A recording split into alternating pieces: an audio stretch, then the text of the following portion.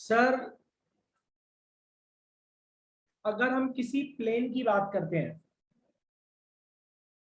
तो उस प्लेन में अगर मैं दो लाइंस की बात करता हूं, दो स्ट्रेट लाइंस किसी प्लेन में कितनी अलग अलग सिचुएशन में हो सकती हैं? तो हम कहेंगे सर तीन सिचुएशन में हो सकती हैं। पहली सिचुएशन कि वो दोनों लाइंस अलग अलग ना हो, एक ही लाइन बन जाए, यानी कि एक दूसरे के ऊपर कुछ इस तरीके से कोइंसाइड कर रही हो। मतलब पहली लाइन और दूसरी लाइन क्या हो गई, एग्जैक्टली एक दूसरे के ऊपर ओवरलैप कर रही है। अभी समझ में आया? ये पहली सिचुएशन हो सकती है कि दोनों लाइंस आपस में क्या कर रही हैं, कोइंसाइड कर रही हैं। दूसरी सिचुएशन हो सकती है कि वो दोनों लाइंस आपस में कहीं ना कहीं इंटरसेक्ट कर जाएं, कुछ इस तरीके से एक कॉमन पॉइंट पे इंटरसेक्ट करें। तो हम कह सकते हैं कि सर वो लाइंस कैसी हैं, इंटरसेक्टिंग लाइंस हैं। ध्यान से सुनिएगा। और अब आप अपने टीचर्स को कहेंगे कि सर आपने हमें 2 साल तक पढ़ाया क्या है। आप 2 साल से पढ़ रहे हो ये सेम कॉन्सेप्ट, लेकिन आपको समझ आ जाएगा। और देखना यहीं पे गलती आपकी चालू होगी और मैं आपसे एक्सपेक्ट कर रहा हूं कि आप मुझे रिप्लाई करेंगे जब मैं आपसे पूछूंगा। तो इसलिए अपनी आंखें खुली रखें, कान खुले रखें और अपना मुंह भी तैयार रखें आंसर देने के लिए। ठीक है। दूसरी सिचुएशन हो सकती है इंटरसेक्टिंग लाइंस की। तीसरी सिचुएशन हो सकती है कि सर वो लाइंस कभी भी आपस में इंटरसेक्ट ना करें। तो अगर किसी प्लेन में दो लाइंस कभी भी आपस में इंटरसेक्ट नहीं करती हैं, तो इसका मतलब वो लाइंस आपस में कैसी हैं, पैरेलल हैं। पैरेलल। और अगर वो दो लाइंस आपस में पैरेलल हैं, कुछ इस तरीके से पैरेलल दिखाने का मैंने एरो बना दिया, तो वो दो पैरेलल लाइंस कभी भी प्लेन में आपस में इंटरसेक्ट नहीं करेंगी।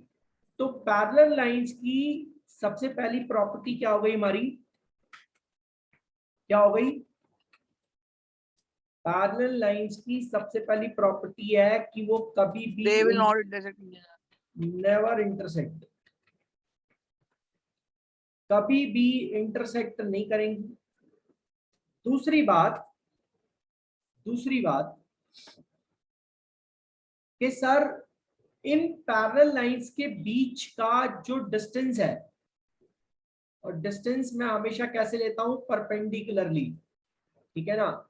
इन पैरेलल लाइंस के बीच का जो डिस्टेंस है, वो डिस्टेंस हमेशा कैसा रहेगा, इक्वल रहेगा, सेम रहेगा। समझ में आ रही है बात? भाई मैं यहां पर ये डिस्टेंस ले रहा हूं 90 डिग्री पे, यहां पर मैं ये डिस्टेंस ले रहा हूं 90 डिग्री पे।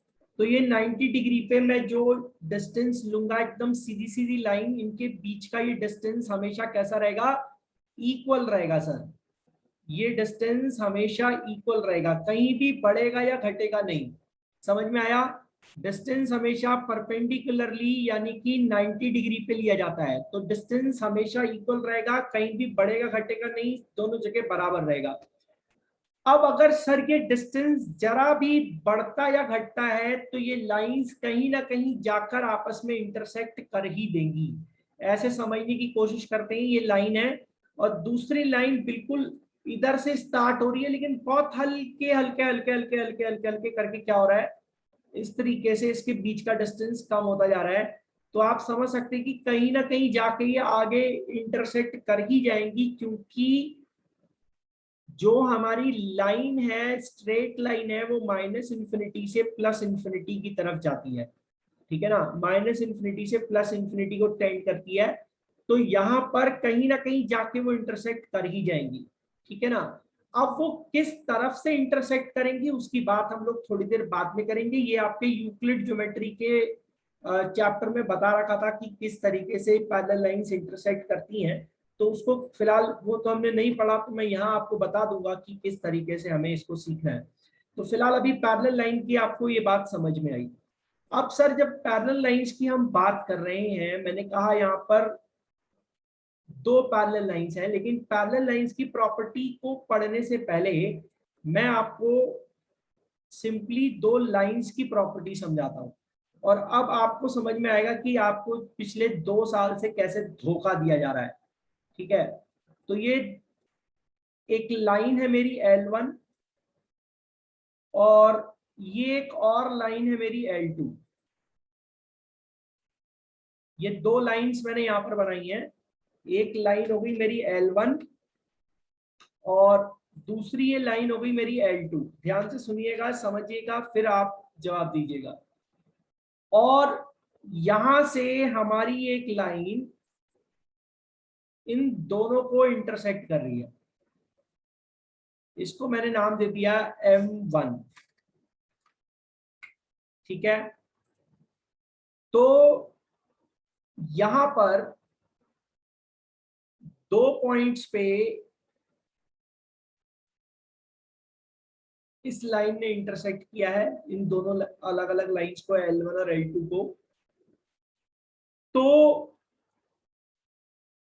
ये हम देख रहे हैं कि हमारे 4 एंगल्स इस पॉइंट पे क्रिएट हो रहे हैं। सिमिलरली 4 एंगल्स मेरे इस पॉइंट पर भी क्रिएट हो रहे हैं। तो सर सबसे पहली बात यहां पर, और देखो मैंने ये नहीं कहा है कि L1 is parallel to L2, मैंने ये नहीं कहा है कि L1 is parallel to L2। ध्यान से सुन लो, समझ लो, मैं कहीं से कहीं तक नहीं कह रहा हूं कि L1 और L2 पैरेलल हैं। मैंने कहा दो लाइंस हैं, ये कट भी कर सकती हैं आपस में, पैरेलल लाइंस की बात नहीं कर रहा हूं मैं।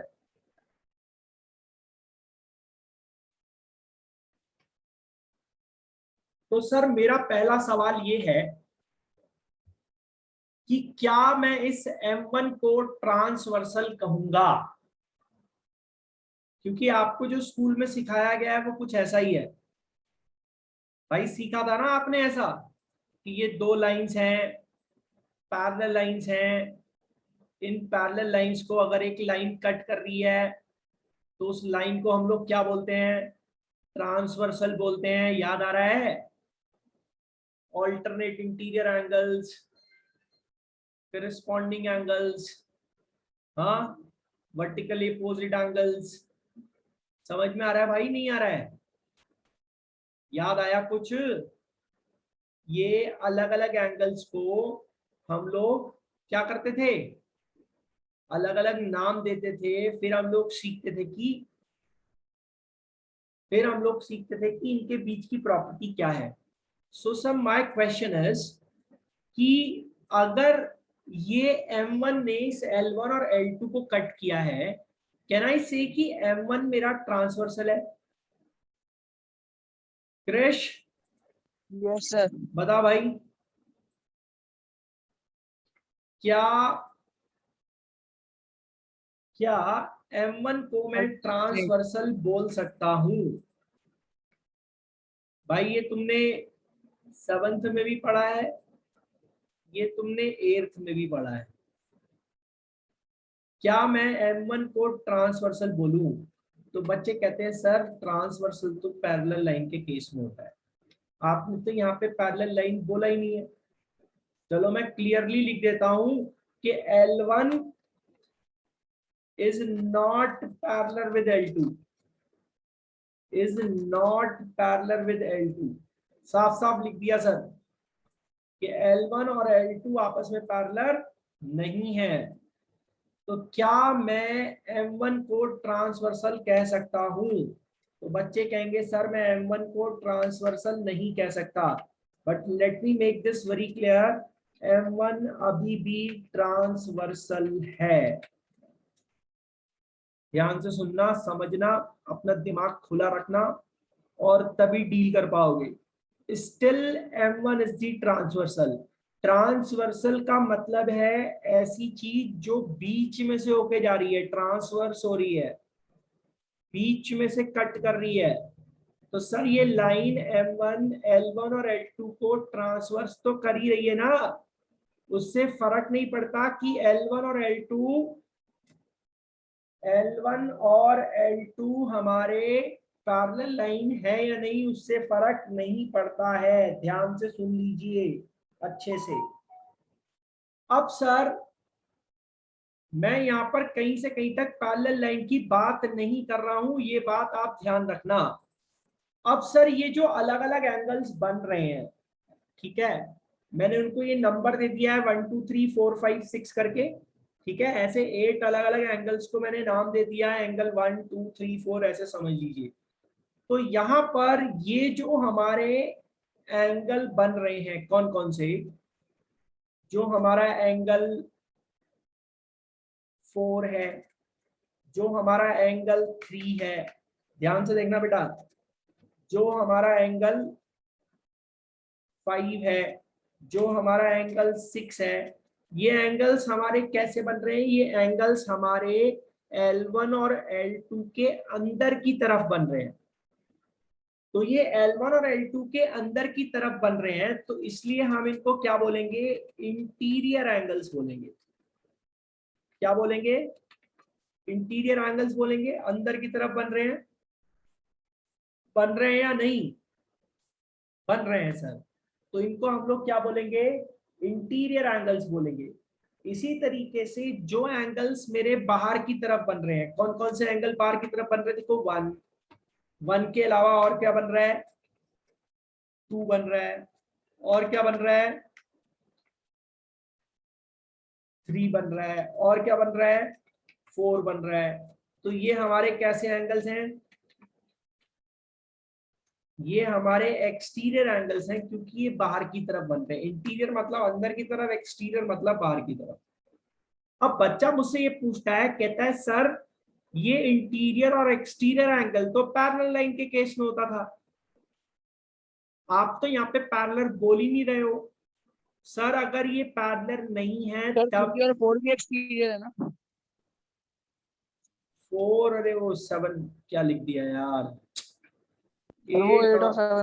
हाँ 8 और 7, 7 और 8, तो सर उससे फर्क नहीं पड़ता कि यहाँ पे ये पैरेलल है या नहीं, ठीक है ना। अंदर की तरफ बन रहे हैं तो इंटीरियर, बाहर की तरफ बन रहे हैं तो एक्सटीरियर, बात खत्म। अब सर मेरा अगला क्वेश्चन यहाँ पर ये है कि क्या मैं 1 और 5 को करस्पॉन्डिंग एंगल्स कह सकता हूं। अब इसमें नेक्स्ट टर्मिनोलॉजी जो आती है दैट इज पेयर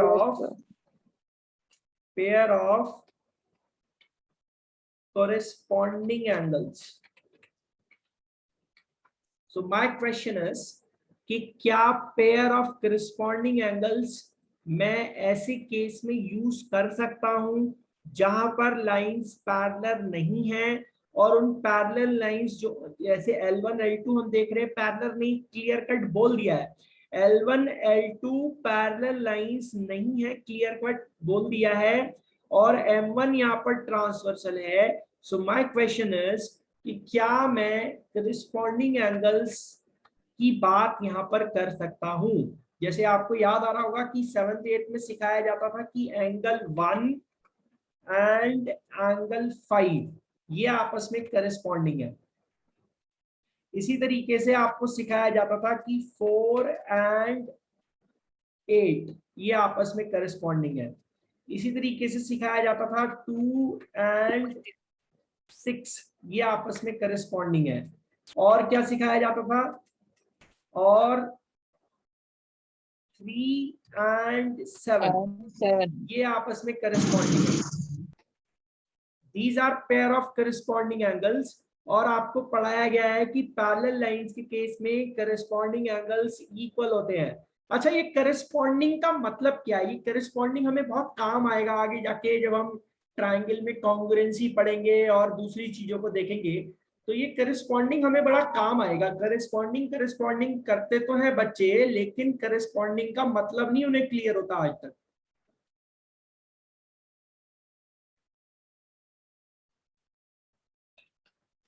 सर ये करस्पॉन्डिंग होता क्या है, कोई बताएगा मुझे? दिशा बेटा करस्पॉन्डिंग का मतलब क्या होता है?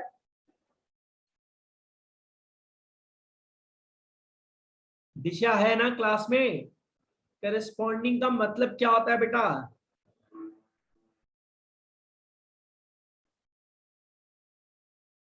बोलो।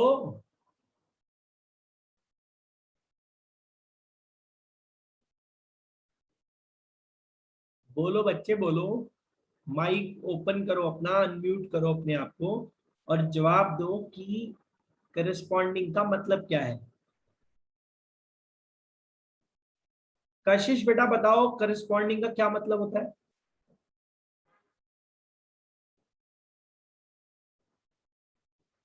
कृष भैया बताइए करस्पॉन्डिंग का मतलब क्या है?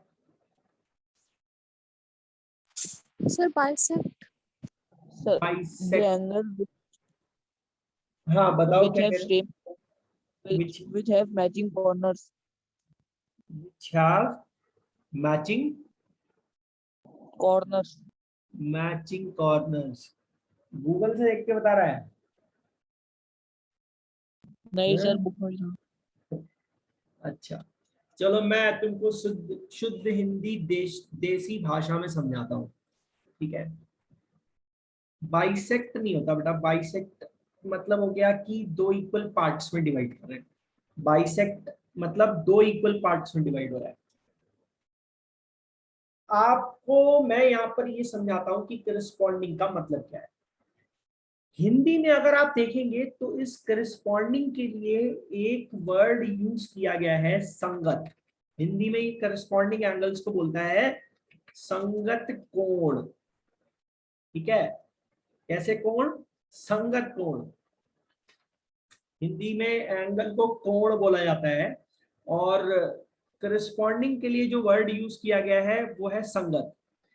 तो आपके पेरेंट्स भी आपको कई बार ये जो है आपने टर्म सुनी होगी कि बेटा तुम आजकल बहुत बिगड़ रहे हो, पहले अपनी संगत सुधारो। सुना है ऐसा? बहुत बार सुना होगा। तू उसके साथ क्यों रहता है, उसके साथ मत रहा कर, वो तुझे बिगाड़ देगा। बेटा तुम्हारी संगत ठीक नहीं हो रही, अपनी संगत ठीक करो। सुना है ना? पक्का सुना होगा ये डायलॉग तो हर हर पेरेंट चिपकाते हैं अपने बच्चों को। तो बेटा यहाँ पर संगत का मतलब है, अभी संगत किनकी सेम होती है? जो एक जैसे होते हैं। यही तो मतलब है। एक जैसे होंगे, एक थाली के चट्टे बट्टे होंगे। समझ में आई बात? तो करस्पॉन्डिंग का मतलब हो गया जिनकी संगत एक जैसी है, जो एक ही सिचुएशन में है, जो एक ही तरीके से बन रहे हैं। जैसे क्रिश थोड़ा थोड़ा कहना चाह रहा है कि which has same matching corner. ठीक है। तो अब ये तो चलो एक बार को हम कंसीडर कर सकते हैं, लेकिन यहां पर अगर हमको समझना है कि करस्पॉन्डिंग का मतलब क्या है, तो करस्पॉन्डिंग का मतलब है जिनकी संगत एक जैसी है। तो आप यहां पर देखो तो हमारे ये ट्रांसवर्सल ने इस L1 को इधर कट किया, इधर कट किया, इधर यहां पर, और L2 को यहां पे कट किया इधर नीचे। ठीक है। तो अब आप देख रहे हैं कि चार एंगल ये बन रहे हैं, चार एंगल ये बन रहे हैं। ठीक है ना? अब जैसा ऊपर कट किया है चार एंगल बन रहे हैं, वैसा ही नीचे कट करके भी चार एंगल बन रहे हैं। तो यहां पर ये एंगल 1 जो है इसकी संगत किसकी जैसी है? 5 की जैसी है ना। मतलब 1 के सिचुएशन में कौन सा एंगल नीचे बन रहा है? एंगल 5 बन रहा है। समझ सकते हो? 1 के सिमेट्रिकली जो नीचे एंगल बन रहा है वो कौन सा बन रहा है? 5 बन रहा है। समझ सकते हो? वैसे ही 2 के करस्पॉन्डेंस में यहाँ पे कौन सा एंगल बन रहा है? 6 बन रहा है। जैसे मेरे लेफ्ट हैंड के करस्पॉन्डेंस में आपका लेफ्ट हैंड हुआ, मेरे राइट हैंड के करस्पॉन्डेंस में आपका राइट हैंड हुआ। समझ में आई बात? समझ में आ रहा है नहीं आ रहा है? अरे भाई कुछ पल्ले पड़ रहा है मैं क्या कह रहा हूँ? मतलब जो सेम Yes. सिचुएशन में बन रहे हैं उसके लिए वर्ड यूज होता है करस्पॉन्डिंग। जैसे आपको एक और सिंपल एग्जांपल देके समझाता हूँ। एक ट्राइंगल ऐसा है और एक ट्राइंगल ऐसा है। ठीक है। अब ये वाली साइड इसके इक्वल है, ये वाली साइड इसके इक्वल है, और ये वाली साइड इसके इक्वल है। तो इस साइड के नाम भी लिख दूं, A B C P Q R. तो अब जरा देखकर बताओ कि साइड ए बी के करस्पॉन्डेंस में कौन सी साइड है? तो आप PQ। बोलोगे ना पी क्यू है।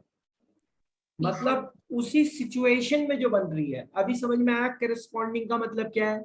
ये करस्पॉन्डिंग हमको बहुत काम आने वाला है आगे। ये 9th में देखेंगे ही देखेंगे, साथ में 10th में भी देखने वाले हैं हम लोग इसको, ठीक है ना। तो इसीलिए करस्पॉन्डिंग पे थोड़ा ज्यादा जोर देके मैंने आपको समझाया। तो मतलब उसी की सिचुएशन में जो बन रहा है। अब सर बच्चे यहाँ पर कंफ्यूज होते हैं, कहते हैं सर करस्पॉन्डिंग तो हमें तब सिखाया था टीचर ने जब पैरेलल लाइन होती थी। आप तो यहाँ कह ही नहीं रहे हो कि ये पैरेलल लाइन है। क्या अभी भी एक करस्पॉन्डिंग एंगल है? हाँ सर, ये अभी भी करस्पॉन्डिंग एंगल है। चाहे लाइंस इक्वल हो, पैरेलल हो या ना हो, उन्हें corresponding pair of corresponding angle ही कहा जाएगा। पहले इसको समझ लीजिए कि है क्या, टर्मिनोलॉजी समझ में आएगी तो फिर आगे की सिचुएशन भी समझ में आएगी। तो पेयर ऑफ करस्पॉन्डिंग एंगल आपको क्लियर हुआ? पेयर ऑफ करस्पॉन्डिंग एंगल आपको क्लियर हुआ? अब इसमें सर एक और टर्मिनोलॉजी हम पढ़ते हैं, ऑल्टरनेट इंटीरियर एंगल्स। तो ऊपर इंटीरियर और एक्सटीरियर तो मैं आपको समझा ही चुका हूं। ऑल्टरनेट इंटीरियर एंगल्स, ठीक है। ये ऑल्टरनेट का मतलब क्या होता है? सब कुछ यहीं पे छुपा है, आपको रट्टा नहीं मारना है, देख के ही समझ में आ जाएगा। ऑल्टरनेट का मतलब क्या है? ऑल्टरनेट का मतलब है एक एक दिन छोड़ के। यही तो मतलब हुआ। जैसे दो लोग हैं, एक ए और एक बी, दो लोग हैं। अब एक दिन काम करने, पहले दिन ए काम करने जाता है, फिर अगले दिन बी काम करने जाता है, फिर अगले दिन ए काम करने आता है, फिर उसके अगले दिन बी काम करने जाता है। यानी कि ए और बी कैसे काम कर रहे हैं? ऑल्टरनेटिवली काम कर रहे हैं। समझ में आई बात? एक एक छोड़कर। अब समझ में आया? अब समझ में आया? मतलब एक दिन सबसे पहले एक टीचर ने क्लास ली, फिर दूसरा टीचर आया, उसने क्लास ली, फिर वो पहले वाला टीचर वापिस आ गया, फिर दूसरा वाला टीचर आ गया।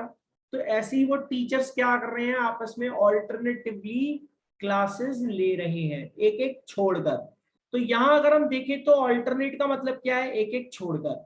और इंटीरियर क्या हुआ? जो अंदर की तरफ बन रहा है। अब जरा ध्यान से देखो कि इंटीरियर एंगल्स हमारे कौन कौन से हैं। इंटीरियर एंगल है हमारे 4, 3, 6, 5। 4, 3, 6, 5। अब मैं ये देखना चाहता हूं कि इस 4 के साथ ऑल्टरनेट इंटीरियर एंगल कौन सा है। तो अब इस 4 के साथ ऑल्टरनेट इंटीरियर कौन सा है? देखो इंटीरियर तो यही है ना, सिर्फ ये अंदर की तरफ तो यही बन रहे हैं, 4, 3, 5, 6 ये अंदर की तरफ बन रहे हैं। लेकिन ऑल्टरनेट कैसा लूं? मतलब एक एक छोड़कर। तो अब आप ये देखो कि 4 के साथ एक छोड़कर कौन सा है। अब देखो ये जो 4 है, 4 के साथ 3 तो बिल्कुल चिपका हुआ है, तो इसे तो ऑल्टरनेट नहीं कहा जाएगा।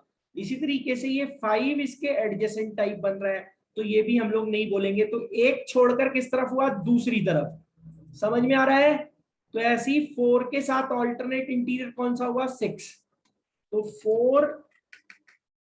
4 एंड 6 आपस में ऑल्टरनेट इंटीरियर एंगल्स हो गए। इसी तरीके से 3 के साथ ऑल्टरनेट इंटीरियर कौन सा हुआ? 5। ऐसे ही आप देखकर बताओ कि ऑल्टरनेट एक्सटीरियर एंगल कौन से हुए? 1728। Pair of alternate interior angles. तो pair of alternate interior angles की अगर हम बात करेंगे तो हम ये कहेंगे, देखो मैंने कॉमा लगा के सेपरेट किया हुआ उसको, ठीक है ना, मिक्स मत कर देना, मिक्स मत कर देना। तो 1 देखो एक्सटीरियर कौन से? एक्सटीरियर है 1, 2, 7, 8। 1278 एक्सटीरियर है, बाहर की तरफ बन रहे हैं, तो 1 के साथ ऑल्टरनेट एक्सटीरियर कौन है? अब देखो 1 के साथ 2 तो आएगा नहीं, और 1 के साथ 8 भी नहीं आएगा। समझ में आ रहा है? सेम साइड बन रहा है, तो ऑल्टरनेट मतलब दूसरी तरफ बन रहा हो, एक साइड छोड़कर, तो 1 के साथ क्या बन रहा है? 7। इसी तरीके से 2 के साथ ऑल्टरनेट एक्सटीरियर का पेयर कौन सा एंगल बनाएगा? 8 बनाएगा। समझ में आया? फाइट है तो बोलो, टर्मोलॉजी क्लियर होगी तो सब क्लियर हो जाएगा। जल्दी बोलो, फाइट है तो बोलो। नहीं है सर, दिक्कत हो तो पूछ लेना बेटा, मैं बता रहा हूं अभी भी, कोई दिक्कत होगी तो पूछ लेना। अब देखो नेक्स्ट टर्मोलॉजी इसमें आ रही है, interior angle on the same side of the transversal, and very very important.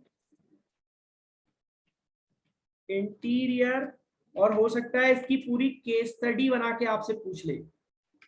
Interior angles on the same side of the transversal,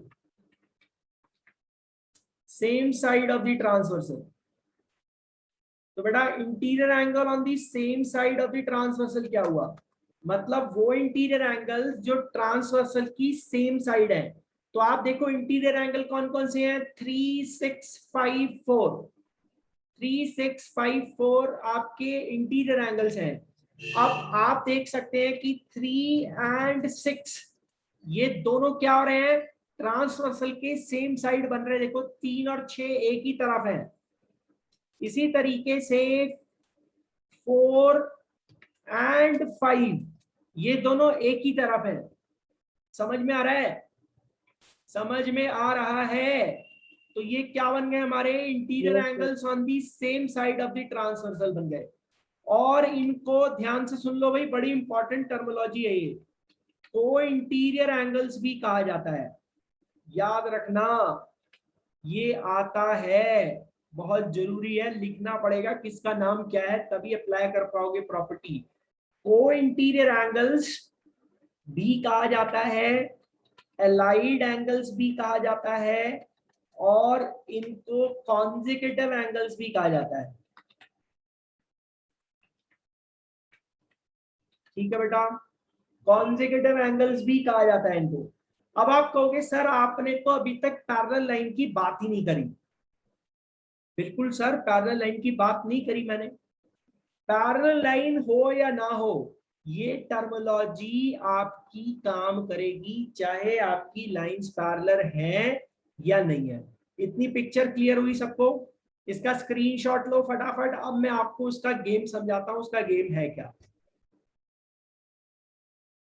clear हो गया? यहां तक क्लियर हो गया सबको? यहां तक क्लियर हो गया? बोलो जल्दी, फाइट है तो बोलो। बेटा समझ में आ गया यहां तक? आया या नहीं?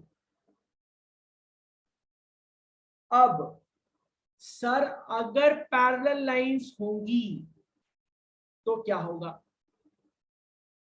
अगर पैरेलल लाइंस होंगी तो क्या होगा? सर अगर पैरेलल लाइंस होंगी, ध्यान से सुनना, अगर पैरेलल लाइंस होंगी तो करस्पॉन्डिंग एंगल्स क्या होंगे? अगर पैरेलल लाइंस होंगी तो क्या होगा? ये एंगल्स इक्वल हो जाएंगे। Pair of corresponding angle equal हो जाएगा अगर लाइंस कैसी होंगी? पैरेलल होंगी। समझ में आ रहा है? अरे आ रहा है या नहीं आ रहा है? आ रहा है। तो आपके स्कूल में टीचर आपको सीधा बताते हैं कि ये करस्पॉन्डिंग एंगल है, ये इक्वल होते हैं, ये अल्टरनेट इंटीरियर है, ये इक्वल होते हैं। बेटा मैं आपको सीधी कहानी समझा रहा हूँ कि पैरेलल लाइन है या नहीं, तब भी उन्हें यही कहा जाता है। तो कंफ्यूज मत हो जाना ये देख के कि पता चला ऐसे दे रखा है तो तुम कह दो कि पैरेलल लाइन हो गई है। पैरेलल लाइन होंगी तो फर्क सिर्फ इतना है कि pair of corresponding angle equal हो जाएगा। और फिर ध्यान से सुनो, ध्यान से सुनो, अगर एंगल इक्वल है, अगर एंगल इक्वल है ठीक है, तो लाइंस पैरेलल होंगी। क्या बोला? पैरेलल लाइंस है तो एंगल इक्वल है, एंगल इक्वल है तो लाइंस पैरेलल है, वाइस वर्स ऐसे भी चलेगा। क्लियर हुआ? क्लियर हुआ? Yes, sir. हुआ या नहीं? क्लियर हो गया बेटा सबको? अब देखो ऑल्टरनेट इंटीरियर एंगल के साथ क्या होगा। Sir if the line will not be parallel then angle will not be equal. Sir अगर लाइन पैरेलल नहीं है तो एंगल इक्वल नहीं होंगे।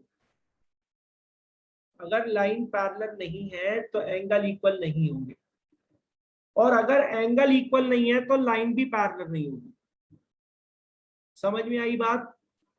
एंगल इक्वल नहीं है तो लाइन पैरेलल नहीं होगी, लाइन पैरेलल नहीं है तो एंगल इक्वल नहीं होगी। लेकिन कहा इनको यही जाएगा ऑल्टरनेट इंटीरियर, कहा इनको यही जाएगा करस्पॉन्डिंग एंगल्स।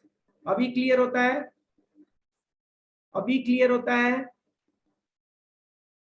अब तो हो रहा होगा, नहीं हो रहा है?